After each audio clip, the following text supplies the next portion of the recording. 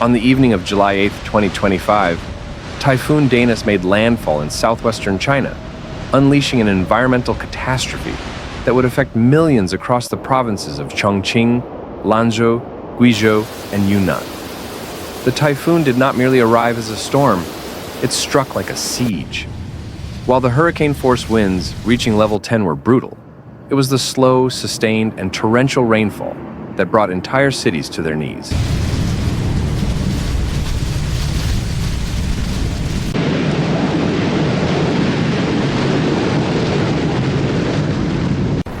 Urban drainage systems, already stretched thin by rapid development and aging infrastructure, collapsed under the weight of unrelenting downpours. Within hours, once bustling streets turned into brown, churning rivers, trapping residents in homes, vehicles, and even atop rooftops.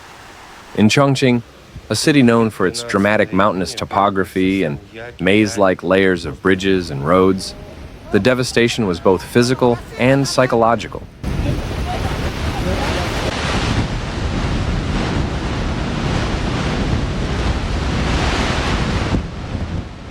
Chongqing has long been viewed as a marvel of human engineering carved into steep terrain.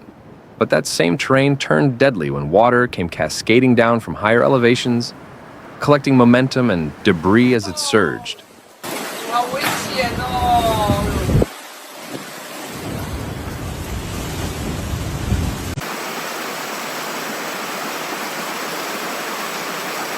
Shopping malls, once gleaming symbols of progress, were submerged within minutes.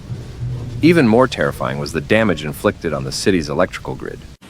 Several substations, vulnerable to both flooding and hail, exploded in residential areas, producing blinding flashes of light followed by entire districts plunging into darkness.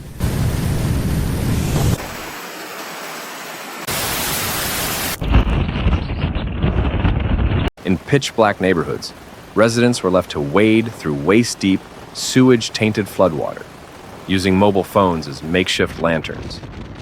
One resident, Liu Wei, recounted the horror with tears in his eyes. "I've never seen anything like this in my life."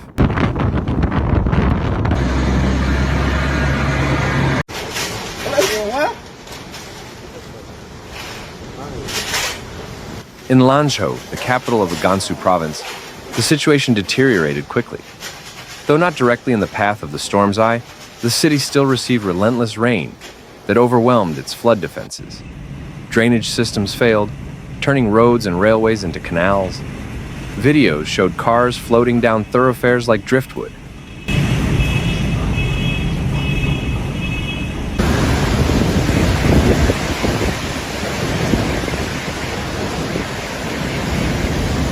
Entire tech zones and traditional marketplaces were inundated, their businesses destroyed overnight. The public outcry was immediate. Residents decried the lack of early warning systems and the city's failure to anticipate such an event.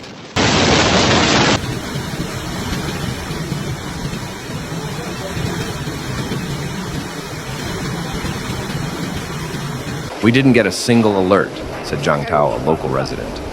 "It's as if this city wasn't prepared for any storm, let alone a level 10 typhoon." Further east, in the wealthy and historically significant city of Hangzhou, nature delivered a different kind of horror.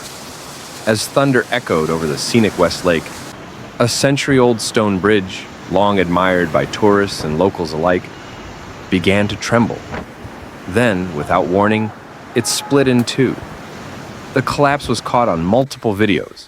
People screaming, waves crashing over the lakeshore, boats tilting dangerously.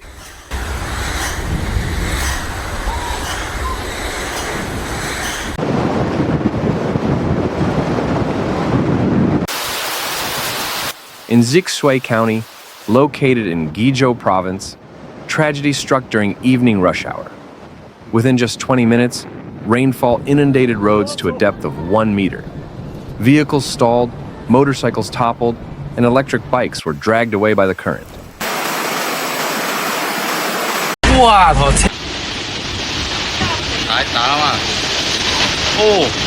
Dashcam footage captured scenes that looked more like disaster films than real life. A 70-year-old man, pulled from the current by young bystanders, said, "There was a loud roar. Then the road just disappeared. Cyclists were swept away. If they hadn't pulled me up the stairs, I wouldn't be here.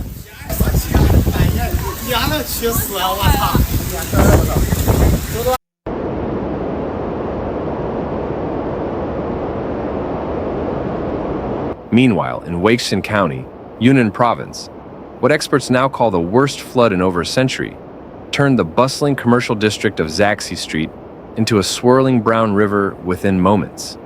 Security cameras recorded waves of red mud water pouring through streets, carrying cars, crates, and furniture like leaves on a stream.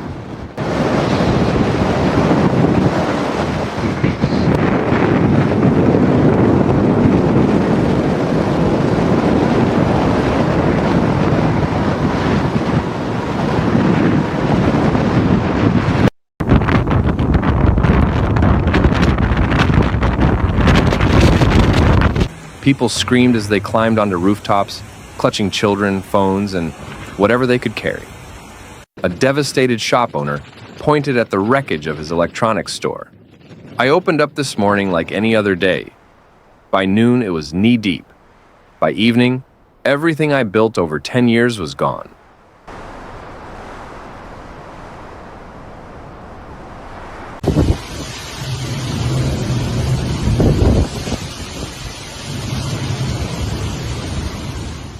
Meteorologists are calling this toppled trees, smashed windows, and ripped roofs of buildings.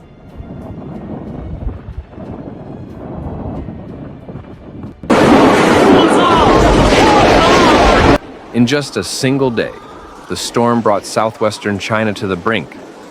From Chongqing's drowned skyline to Yunnan's vanishing streets, from Guizhou's submerged highways to Hangzhou's broken heritage, Typhoon Danas served as a grim reminder. No city is invincible. The raw power of nature revealed the fragility of human infrastructure, the limits of technology, and the price of complacency. 我也往回叫，吓死人了。